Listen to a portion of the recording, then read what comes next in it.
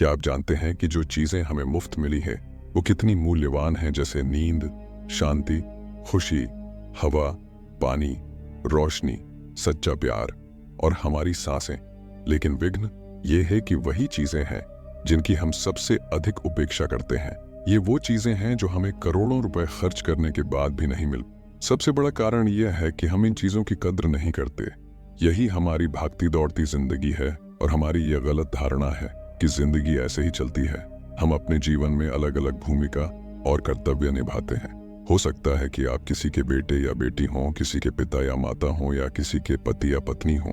लेकिन क्या आपने कभी महसूस किया है कि आप अपना कर्तव्य निभाते निभाते थक गए हैं? आपके पास अपने लिए समय नहीं है? क्या आपको कभी ऐसा महसूस हुआ है कि आपके पास अपना कोई जीवन नहीं है और आप सिर्फ अपना कर्तव्य निभा रहे हैं? दरअसल जिस तेजी से भागती दुनिया में हम रहते हैं, इसलिए हमें ऐसा लगता है जैसे हमारी कोई निजी जिंदगी ही नहीं है, जैसे हम दुनिया में बिल्कुल अकेले हैं। आज की भाग दौड़ भरी जिंदगी में हमें हर चीज की जरूरत है और तत्काल जरूरत है। आज किसी के पास इतना समय नहीं है कि वह कुछ पल निकालकर अपनी जिंदगी के बारे में सोच सके।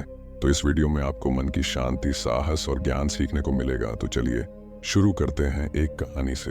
एक बार एक दुखी और परेशान व्यक्ति एक बौद्ध भिक्षु के पास जाता है और उससे कहता, हे भिक्षु, मैं बहुत उदास हूँ, कृपया मुझे मेरे दुख दूर करने का कोई उपाय बताएं। बौद्ध भिक्षु ने उस व्यक्ति से पूछा, आपके अनुसार आपके दुख के लिए कौन जिम्मेदार है?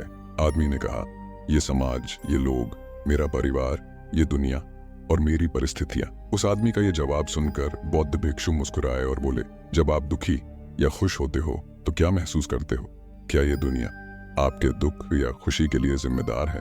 अगर आप ऐसा सोच रहे हैं तो आप बिल्कुल गलत सोच रहे हैं। यह वास्तव में आप पर निर्भर करता है कि आप दुनिया को कैसे देखते हैं। दुनिया ने हमें गरीबी, दुख या खुशी नहीं दी है, बल्कि वह जानकारी दी है जो हम इस दुनिया से लेते हैं। हमारी मानसिक स्थिति इसी से तय होती है कि हम कैसा महसूस करेंगे। दरअसल इंसान का दिमाग इस तरह बना है कि सबसे पहले नकारात्मक विचार आते हैं। इंसान का स्वभाव ही ऐसा है कि वह सकारात्मक से पहले नकारात्मक बातें सोचता है। सच तो यह है कि हमें अपने जीवन में खुशी के पल तलाशने होंगे। हमें खुद को तैयार करना होगा ताकि हम हर पल और स्थिति में खुश रह सकें, क्योंकि खुशी मौके पर निर्भर नहीं करती, यह आप पर निर्भर करता है कि आप खुश रहना चाहते हैं या नहीं।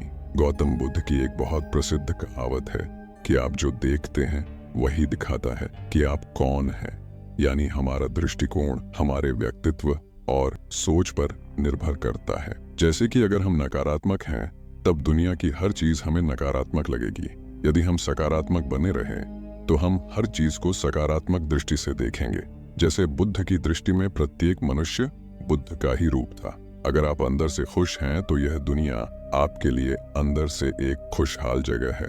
लेकिन अगर आप दुखी हैं तो आपको सिर्फ उदासी ही नजर आएगी। ये सब हमारे नजरिए पर निर्भर करता है। लोग एक ही स्थिति पर अलग अलग प्रतिक्रिया देते हैं और यही प्रतिक्रिया आपको शांति भी दे सकती है, उनका दिमाग और कभी कभी सिर दर्द भी। जैसे किसी का दिन खराब चल रहा हो तो फिर वह हर चीज और हर घटना को जोड़कर देखने लगता है, लेकिन यह सोच गलत है। लोगों को लगता होगा कि वह गुस्से में यह सब सोच रहा है और गुस्सा एक अल्पकालिक भावना है। जब आपकी सभी भावनाएं बेहतर हो जाती हैं तो ध्यान दें आपका, ताकि आप उन भावनाओं को अपने ऊपर हावी होने से रोक सकें, क्योंकि क्रोध और चिंता की ये अस्थायी भावनाएं आपके जीवन के महत्वपूर्ण निर्णयों को गलत तरीके से प्रभावित कर सकती हैं। जैसा कि मैंने पहले कहा था, क्रोध एक अस्थायी भावना है।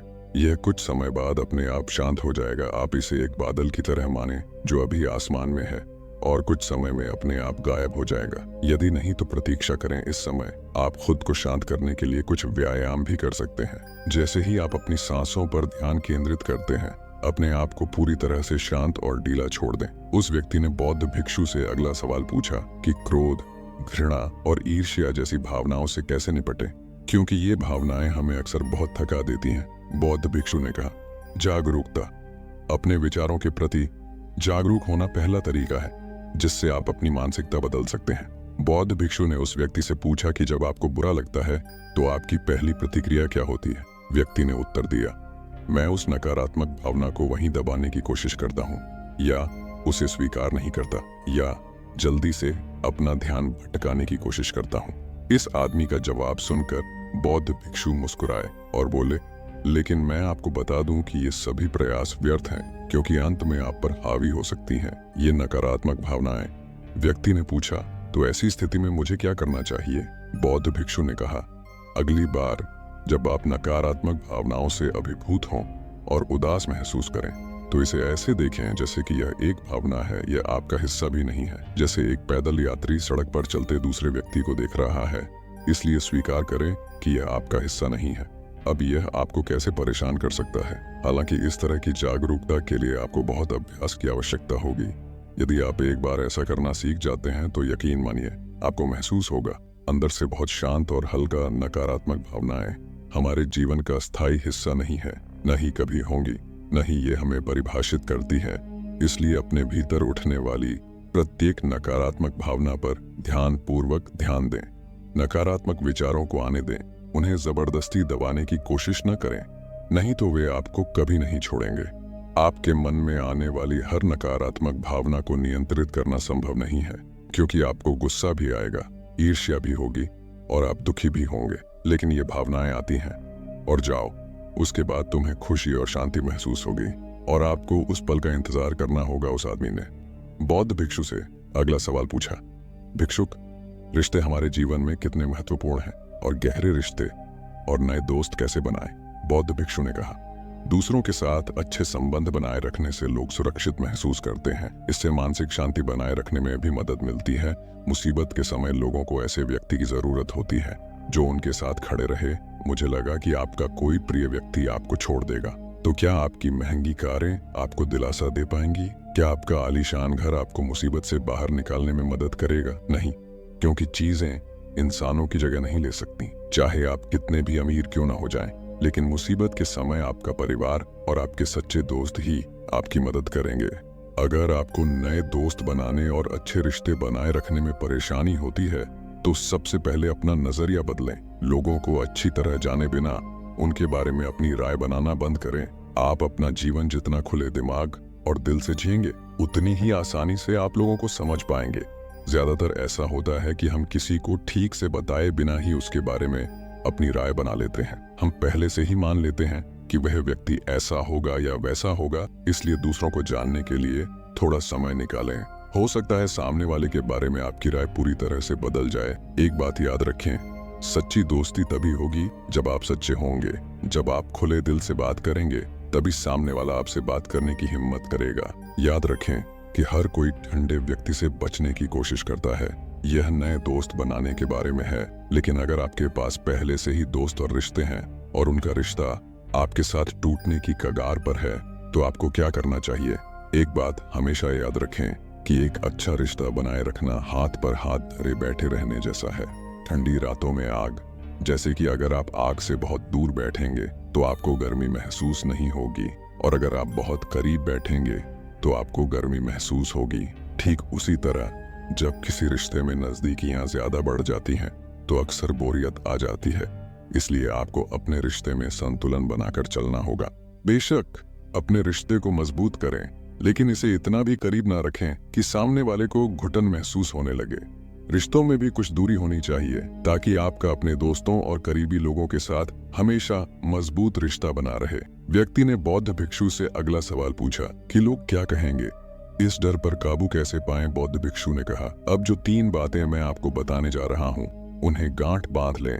ये तीनों चीजें आपको खुश रखने का काम करेंगी। पहली बात तो ये कि लोग आप में उतनी दिलचस्पी नहीं लेंगे जितनी आप चाहते हैं। साधु ने उस व्यक्ति से पूछा कि क्या तुम्हें याद है कि तुम्हारे मित्र ने पिछले सप्ताह क्या पहना था और उसने क्या खाया? उस व्यक्ति ने कहा, नहीं, मुझे याद नहीं। तब भिक्षु ने कहा, जब आप दूसरों की छोटी छोटी बातें याद नहीं रखते तो वे आपके बारे में कितना याद रखेंगे? और जब लोग आपके बारे में याद ही नहीं रखते तो इस बात की चिंता करने से क्या फायदा कि लोग क्या कहेंगे? दरअसल लोग हमारे बारे में उतना नहीं सोचते जितना हम सोचते हैं। दूसरी बात, ये जरूरी नहीं कि हर कोई आपको पसंद करे। क्या आप सभी को पसंद करते हैं? बिल्कुल नहीं। फिर आप दूसरों से अपेक्षा क्यों करते हैं कि वो आपको पसंद करते हैं? अगर कोई आपको पसंद करता है तो अच्छी बात है, और अगर नहीं करता है तो कोई बात नहीं। आपको किसी की पसंद नापसंद की परवाह नहीं करनी चाहिए। इन चीजों को स्वीकार करना सीखो।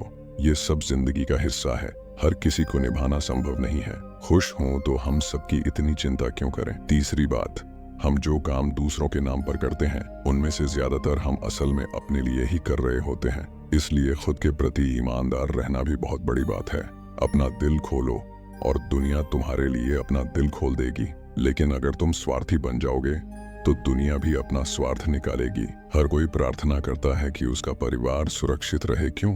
क्योंकि वे अपने परिवार से प्यार करते हैं। लोग यह सोचकर डरते हैं कि कहीं उनके जीवन साथी या बच्चे को कुछ न हो जाए, क्योंकि वे अकेले रहने से डरते हैं। देखा जाए तो हर इंसान अंदर से स्वार्थी होता है, जब तक कोई बुद्ध या महावीर न बन जाए।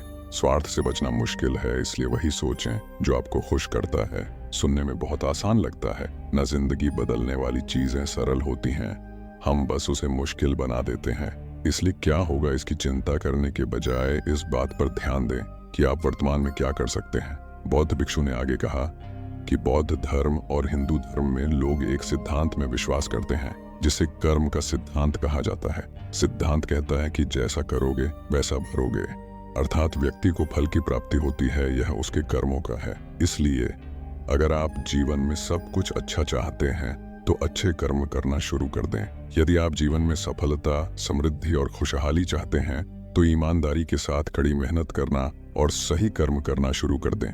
इतना कहकर बौद्ध भिक्षुओं ने अपनी बात समाप्त कर दी। उस परेशान व्यक्ति को भी अपने सवालों का जवाब मिल गया था। उसने जानकारी के लिए बौद्ध भिक्षु को धन्यवाद दिया और वहां से चला गया। दोस्तों, मुझे उम्मीद है कि आपको यह कहानी पसंद आएगी और कुछ अच्छा सीखने को मिला होगा।